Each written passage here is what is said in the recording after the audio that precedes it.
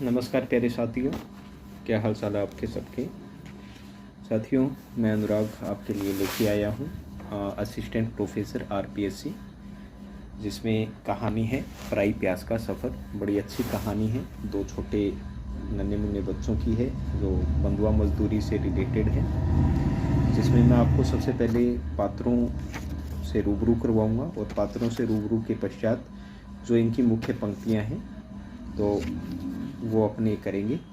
तो ये मतलब बहुत स्मरणीय तथ्य है आपके लिए, ताकि आप आराम से पेपर को कर सको। क्या पता एक दो पंक्तियाँ आ जाए, तो मोस्ट इम्पोर्टेंट है। तो सबसे पहले स्टार्ट कर देते हैं मित्रों। सबसे पहला पात्र है जो मूल पात्र है लखना।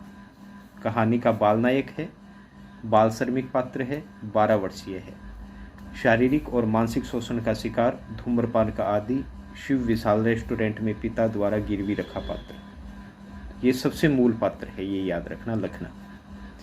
दूसरा है बड़के, जो इसके साथ ही रहता है, लखना का संगी है और ये भी शिव विशाल रेस्टोरेंट में लखना का साथी है। और नेक्स्ट है आपका पात्र ये नवा बाप, मतलब नया पिता, क्योंकि उसके जो लखना है उनके पिता का देहांत हो गया है। उसके पश्चात उसकी माताजी ने दूसरी शादी कर ली थी। तो लखना का दूसरा नया पिता जुल्म से भरा निर्दयी है और अवसरवादी चरित्र है। पुत्र की पगार पर हाथ साफ करने वाला और उसकी पिटाई तथा उसे धमकी देने वाला पात्र है। नेक्स्ट पात्र आता है, ये देखिए आपके समक्ष 4 नंबर, लखना की माँ, दुनिया व लखना की माता। लखना के नवाबाप की पत्नी, लखना के प्रति निर्मोही, मतलब कोई भी मोह नहीं है। मातृत्व और वात्सल्य भाव बिल्कुल भी नहीं है, यानी कि वो याद भी नहीं करता है। लखना स्वयं ये बात स्वीकार करता है। उसके पश्चात नेक्स्ट पात्र है गफूर। गफूर शिकार का गेटकीपर है, सिनेमा का गेटकीपर है, लखना का खास मित्र है, ताले चाबी का लखना के साथ खेल खेलने वाला और लखना को फिल्म दिखाने वाला पात्र। यानी कि कह सकते हैं इसके द्वारा, गफूर के द्वारा लखना का शोषण किया जाता है। नेक्स्ट है मिस्त्री। लखना के देर से जगने पर घड़े का पानी उस पर उड़ेलने वाला पात्र। नेक्स्ट है लखना के बदन में कंपकंपी छूट जाती है पानी गिरने से, नाक चल पड़ती है। 7 नंबर है टुमकटुम, नन्ही छोकरिया। ये लखना को सुभान की दुकान में किताब पाठी डाबे ठीक लखन की दुनिया के समान मिलने वाली लड़की है। लखना के ने उसके बाल सहलाए तो वह चीख पड़ी और बिदक कर उसे गंदा कहा। ठीक है, ये नन्ही छोकरिया है, 7 नंबर पात्र है। 8 नंबर है, ये मुख्य भूमिका अदा करेंगे 4 मजदूर नुमा ग्राहक, यानी कि मजदूरी करते हैं। नंबर 1 डेयरी में काम करने वाला, नंबर 2 गाय भैंस ढोरों को संभालने वाला तथा अन्य। यानी कि ये 4 जो मजदूर आते हैं होटल में, ये ऐसी बात करते हैं तो इससे पता चलता है। 9वां है सेठ सिंधी, होटल का मालिक। लखना के शब्दों में सिंधी मानुस जिस साले का कोई भरोसा नहीं है। फिर नेक्स्ट है शिव विशाल रेस्टोरेंट का मालिक। ये लखना के रेस्टोरेंट का मालिक है। लखना का शोषक पात्र, यानी उसका शोषण करता है। बर्तनों के टूट फूट होने पर पगार में से पैसे काटने वाला पात्र। गठिया का रोगी है। कहानी के अंत में लखना को गाली गलौज यानी सेठ का पिल्ला कहने वाला पात्र। हर वक्त इसे जल्दी मची रहती है, तभी वह लखना से कहता है, जा मिल ले बाप से, जल्दी करना, सुबह जल्दी उठना है। तो साथियों, ये तो पात्र हो गए इसके 10। सभी पात्र को मैंने बता दिया है, बड़े आराम से आप कर सकते हो। पराई प्यास का सफ़र, स्मरणीय तथ्य आपको याद रहेंगे। और अब शुरू हो जाती है ये चीज़ें। ये महत्वपूर्ण पंक्तियाँ हैं साथियों। नंबर 1 पंक्ति है, बीड़ी पीता है लोंडे अभी से कितने बरस का है। तो साथियों, ये जो 4 मजदूरनुमा ग्राहक आते हैं शिव विशाल रेस्टोरेंट में, तो वे ही लखना को बीड़ी पीते समय ये बात कहते हैं। इसको कहते हैं लखना को कौन? 4 मजदूरनुमा जो व्यक्ति हैं वो। नेक्स्ट पंक्ति है, बहुत पहले से माँ के पेट में बीड़ी फूंकना था, मेरी तरह बॉलर गर्म करता था भीतर, सब ठहठहा कर हंस पड़े। तो साथियों ये जो 3 शब्द हैं ये है लखना के, और ये जो मजदूर नुमा जो व्यक्ति थे वो ये बात कहते हैं और सब ठेठा कर हंस पड़ते हैं। ठीक है, अब चलते हैं नेक्स्ट। ये आ गई, ये पंक्ति देखिए, पंक्तियाँ देखिए, पंक्ति नहीं। ये जो 4 मजदूर नुमा जो व्यक्ति आए हुए हैं ये आपस में बातचीत कर रहे हैं इन 3 पंक्तियों में। इस मुल्क का तू ही राखनहार है मेरे मालिक, शाली ये भी कोई जिंदगानी है, बस एक ही काम, सील पैक दूध के डिब्बे ढक्कन लगाते रहो सुबह से सांझ तक। अरे तो यहाँ कौन मोती पिरो रहे। अब दूसरा कहता है कि 5 बजे तड़के उठ के गैया भैंसों को सानी पानी करते हैं, फिर शाले का गू गोबर समेटो। ये बोगर नहीं गोबर है साथियों, गोबर। आज भी कल भी ढोरों को सहजते संभालते खुद ढोर हो गए। ये 4 मजदूर नुमों में 2 की बात उचित हो गई। अगला है जो गाय खटिक कसाई के सानी पानी गोबर घास के गप यूं भर गई है मुँह में कि अब सिवाय इसके दूजी कोई बांस नहीं अटती नथुनों में। तो ये आगे का जो मजदूर नुमा है वही बातचीत कर रहे हैं, वही बता रहा है कि अब तो कोई सुगंध अच्छी नहीं लगती, मतलब वही नथुनों में बदबू भरी रहती है। नेक्स्ट पंक्ति है साथियों 5 नंबर और 6 नंबर। ये देखिए, तुम परेशान हो बस लाजो बी के बाल तो हम संवारे हैं, मशीन में भूत बन के जो कोलसा झोंके हैं दिन भर। कोलसा मतलब कोयले हो जाएगा। तो ये वही चारों जो लोग हैं वो बातचीत कर रहे हैं आपस में। तो ये भी मजदूर नुमों की पंक्ति है। नेक्स्ट है नी रे मतलब नहीं रे, तुम सब तो मर गए हो, सुखी तो मैं परा हूँ, दिन भर डिब्बे गिना करूँ हूँ। साली इस डेयरी ने दूध का ही पाउडर नहीं किया, हमें भी पीस बंद कर दिया है इस कारखानुमा डिब्बे में। ये फिर मजदूर नुमों की पंक्ति है। फिर नेक्स्ट पंक्ति आती है साला एक ही काम रोज़ रोज़ आदमी क्या शैतान ऊब जाए। ये भी पंक्ति किसकी है? पराई प्यास का सफ़र, मजदूर नुमा लोगों की ये पंक्तियां हैं। चलते हैं नेक्स्ट पंक्ति की ओर। ये आ गई आपके सामने। तो साथियों ये 8 और 9 नंबर पंक्ति देखिए। ये है चौधरी ये का नहीं की, चौधरी की लुगाई लेकर भाग गया। मतलब ये जो चारों मजदूरनुमा उस लखना को पूछते हैं कि बाप क्या करता है, तो ये सब चीज़ें, तो उसके उत्तर में लखना जवाब देता है कि चौधरी की लुगाई लेकर भाग गया। ये लखना का है।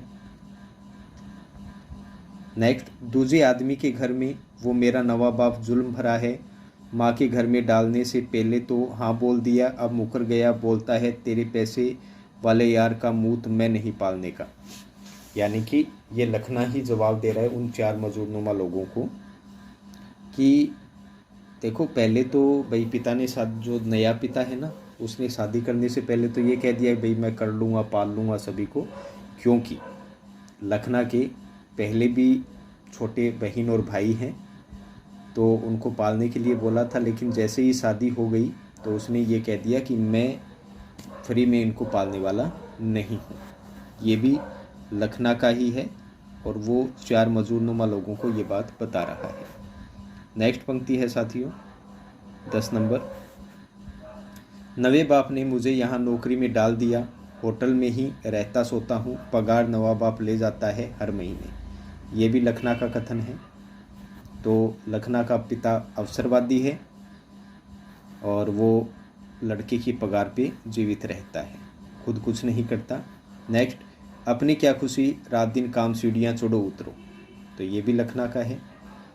तो लखना को ऊपर का मंजिल मिला हुआ था होटल के, तो उसी में ग्राहक आते थे तो सीढ़ियों पर ऊपर चढ़ के ऑर्डर लेना होता था, सब बताना होता था। नेक्स्ट चलते हैं, फिर 12 और 13 नंबर देखिए।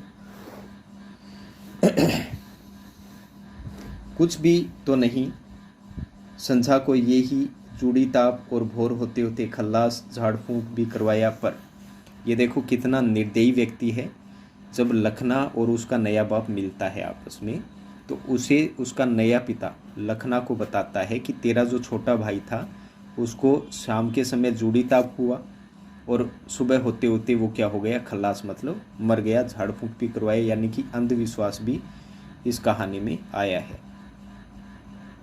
13 नंबर, पगार वगार लाना, तेरे माँ के लिए कुछ लेना है, तेरे भाई के गुजर जाने और तभी नया और होने से दुबला गई है। कहने का मतलब तेरा भाई तो गुजर गया है लेकिन एक नया बच्चा और हो गया है जो उसके नया पिता का है और वो पगार उसे मांग रहा है, खुद कुछ नहीं करता है। तो ये नए पिता का ही है, ये नए पिता का कथन है और ये भी नए पिता का कथन है, किससे, लखना से। नेक्स्ट पंक्तियाँ, वो कॉलेज के लड़के आने लगे हैं इधर, स्टैन के 4 चम्मच उड़ा ले गए, एक के सूट पे चाय छलक गई, मुझसे 5 रुपये यूँ कट गए। ये लखना नए पिता को बता रहा है जब उसने पगार मांगी तो लखना ने कहा कि भाई मुझसे टूट फूट हो जाती है, कुछ कॉलेज के लड़के आते हैं तो वो नुकसान कर देते हैं, वो चम्मच इनसेट, ये एक चम्मच जो होटल में रहती है उसको उठा ले गए तो उसका भी हर्जाना मुझसे लिया, और एक के सूट पे चाय गिर गई थी तो उसका 5 रुपया मुझे से उन्होंने काट लिया। नेक्स्ट पंक्ति है, माँ वहाँ जन के घर भरे और बेटा यहाँ कमाई झाड़ दे, ज़रूर शौक करने लगा है, शहर की हवा लग गई है। तो ये भी किसका है, ये चरघर, चरघर का मतलब खेलना, कोई ये जो होते हैं ना पब वगैरह जो भी है। तो ये नया पिता जो था वो लखना को क्रोध में कहता है कि इधर तो माँ बाहर रहती है, सारा दिन लोगों की पेट भरती रहती है, इधर बेटा भी अपनी पैसे की कमाई उड़ाता रहता है। नेक्स्ट पंक्ति, दिन और सांझ की अपनी जाब कट करके मैं टूट फूट भर दूंगा, यानी कि ये लखना कह रहा है कि इस बार तो नहीं है पैसे, अगली बार पगार मिलेगी तो मैं आपको पहले ही भेज दूंगा, ठीक है, और जो मेरी चाय है उसको मैं कट कर दूंगा। ये बेटा ये मित्रों ये गलत है, ये यहाँ पर आएगा चाय। वो कह रहा है कि मैं चाय कट कर दूंगा और जितना भी टूट फूट है वो उससे भरा जाएगा। नेक्स्ट, अब की लापरवाही की तुम उसे बुरा दूजा नहीं समझा, ये कथन है नए पिता का, किससे, लखना से, ठीक है। अब चलते हैं नेक्स्ट,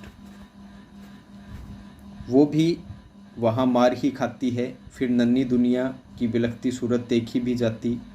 लखना रुककर बोला, क्यों बड़के, कहीं जासी पगार वाली नौकरी नहीं मिल सकती क्या। तो ये कथन जो उसका संगी साथी होता है बड़के, उससे कह रहा है भाई देखो, जो बड़के था वो क्या था, लखना का संगी था, साथी था उसका। जब उसने कहा कि तू घर क्यों नहीं जाता, तो वो कहता है कि जो मेरी माँ है वो नए पिता से मार खाती रहती है, और जो मेरी नन्ही बहन है यानी कि मेरी नन्ही दुनिया, वो भी क्या करती रहती है, बिलखती रहती है, रोती रहती है, इसलिए मैं वहाँ पर नहीं जाता। अब तू ही मुझे बता दे कि कोई पगार, ज़्यादा पगार वाली नौकरी है कि नहीं है। तो ये भी लखना का कथन है, किससे, बड़के से। नेक्स्ट, वहाँ रोज़ खुरचन चाटता है, आंख बजाकर रसगुल्ला गटक जाता है, यो नहीं मिलने की दूजी नौकरी।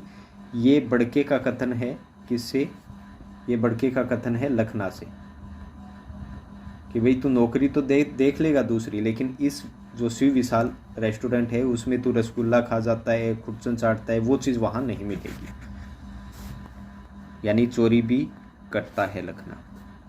नेक्स्ट, पर सेठ तुझे नहीं छोड़ेगा, खजूर चाफ का एक पूरा हरा नोट, खजूर चाफ पहले 100 का नोट आता था, ठीक है, 100 रुपये का।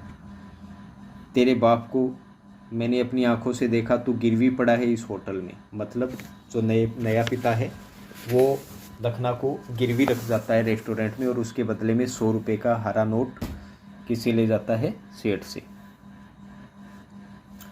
ये बड़के का कथन है, और बड़के लखना से कह रहा है कि मैंने ऐसा देखा, कि तेरा नया पिता नोट लेकर गया है। नेक्स्ट, आज भोर तू तो टेम पे जाग काम में जुट गया, मुझे ज़रा देर हो गई उठने में तो मिस्त्री ने घड़ा उड़ेल दिया मुझ पर, बिस्तर में ही सारे बदन में कंपी। ये है मित्रों कंपी, छूट गई। आगे ये कथन पूरा कर लेते हैं। हाँ, यहीं तक है, कंपी छूट गई। तो ये बड़के का कथन है लखना से, जो मिस्त्री है। तो बच्चों का शोषण भी किया जा रहा है। नेक्स्ट है, अपने किस काम की दिन चढ़ते चढ़ते नया बाप आ मारेगा और टेंट में सब खोस कर ले जाएगा। तो टेंट का अर्थ यहाँ हो जाएगा जेब। ये कथन लखना का है। लखना को पगार मिली है, हालांकि उसका पिता है वो लेकर चला गया 100 का नोट, लेकिन मुंशी है वो उसे सेठ को कहना भूल गया और उसने उसको पगार दे दी। 15 रुपये महीना पगार मिलती है लखना को, और उसी बारे में बात हो रही है। और वो बड़के को कह रहा है कि ये सैलरी यानी कि ये पगार अपने काम की नहीं, बस कल आते ही बाप ले जाएगा और जेब में डाल के ले जाएगा, तो कुछ मौज मस्ती हो जाए आज। अब देखो, जो तू ना बोलता कि मजदूरी मैं करता हूँ तो पगार मुझे क्यों न मिलेगी, तो वो मुनीम कभी पैसा तुझे न देता, उसे भान नहीं है यानी पता नहीं है कि सेठ ने तेरी पगार तेरे बाप के हाथ धरने का कॉल कर रखा है, मतलब बोल रखा है। तो यही बात है, ये बड़की ही कह रहा है लखना को, पता नहीं है सेठ को। ठीक है, नेक्स्ट ये पूरा देखते हैं। तेरा बाप जो आकाश झुका देगा तुझ पे, करने भी दे मरे को जो करे, तेरी माँ और टुनिया को भी सताएगा, माँ टुनिया कौन मेरे लिए ढुलक रही है। यानी कि माँ निर्मोही है, उसके लिए आंसू नहीं बहाती। सोच ले, कल ने बोलियो कि लड़का हमारा खा पी गया, ऐसे ओछे हटे नहीं, चल भी आज अपन दोनों को कुर्ता निकर भी नहीं मिले हैं, किसी भली जगह बैठकर सब्र से रोटी खाएंगे। तो ये सब जो कथन है लखना और बड़के के बीच हो रहा है।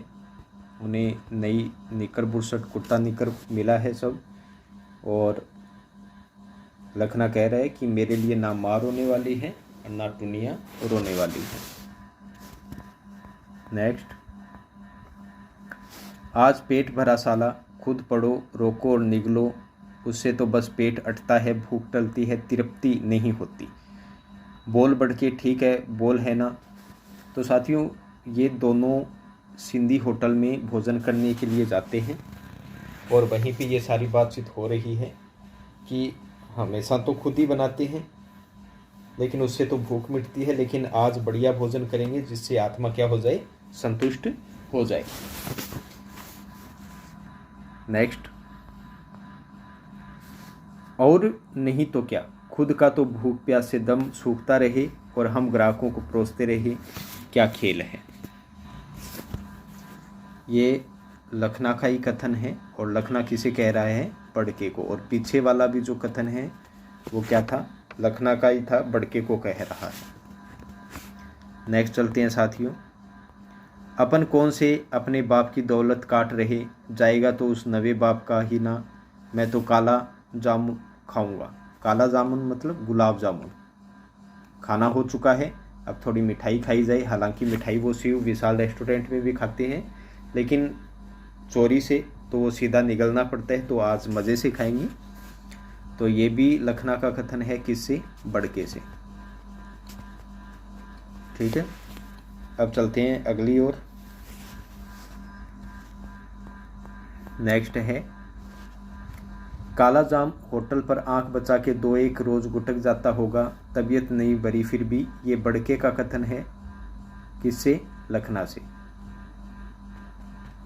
लखना से बड़के अपने होटल पर 10 मिठाइयाँ निगली होंगी, पर तेरी कसम एक का स्वाद पता नहीं। तो ये भी लखना का कथन है। ये लखना का कथन है किससे? बड़के से। लखना का बड़के से। नेक्स्ट कथन ये दोनों कर लेते हैं। दे दे यार ये भी सही और बाकी 10 पैसे उस छोकरे को। तो कुल पैसा खर्च हो जाता है 8 रुपये 90 पैसे। ठीक है, कुल खर्च होता है होटल में, सिंधी के होटल में 8 रुपये 90 पैसे। तो सेठ जो सिंधी होता है वो कहता है भाई खुले तो है नहीं, 1 रुपये का लॉटरी टिकट दे देता हूँ। तो लॉटरी हो जाती है। उसके बाद में तो 10 पैसे बचते हैं, वो उस छोकरे को देने के लिए कहते हैं जिसके हाथों से उन्होंने खाना खाया। और ये क्या है? लखना का कथन है सेठ से। अगला, बढ़िया पर सुबह तेरा नवा बाप जो आखड़ा होगा उसे यहाँ मिलेगा ही कौन। ये लखना कथन कह रहा है बड़के से कि खा पी लिया, अगर नया बाप आएगा तो मैं यहाँ रहने वाला भी नहीं हूँ। क्यों? बंदा कहीं चल पड़ेगा फिर नहीं लौटेगा। ये लखना बड़का कह रहा है क्यों, तो लखना इसका प्रत्युत्तर दे रहा है कि बंदा यहाँ पर मिलेगा ही नहीं, चला जाएगा। नेक्स्ट कथन, ये अंतिम कथन है। प्यासा तो मैं अब भी हूँ पर ऑर्डर सेठ का था सो उसे पिला दिया। मुझे पानी पीने की याद ही नहीं रही, रोज़ ऑर्डर देने वाला ही खाता पीता है ना, अपन लोग तो बस यहीं तक। तो ये मुख्य जो कथन है पूरी कहानी का, ये मुख्य कथन है। खाना खाने के बाद में दोनों वापस श्री विशाल रेस्टोरेंट में आकर सो जाते हैं। दोनों को प्यास लगी थी लेकिन दोनों में ही जिद हो जाती है, कोई भी पानी नहीं लेने के लिए उठता है। परंतु सेठ को गठिया था तो उसने पानी मांगा, तो सेठ के ऑर्डर पे ये दौड़ के गया, पानी उसे देकर आया, फिर भी वो पानी लेकर नहीं आया। तो यानी कि ये बच्चे ऑर्डर पर ही काम करते रहते हैं, खुद का कुछ भी नहीं है। तो साथियों बड़ा ये करवा दिए हैं आपको स्मरणीय तथ्य, पात्रों से रूबरू करवा दिया है। उम्मीद है अच्छा आपके काम आएगा। तो हमेशा बने रहिए, आगे भी वीडियो मिलते रहेंगे अन्य प्रतियोगी परीक्षाओं के लिए। तब तक के लिए विदा दीजिए। जय हिंद, जय भारत साथियों।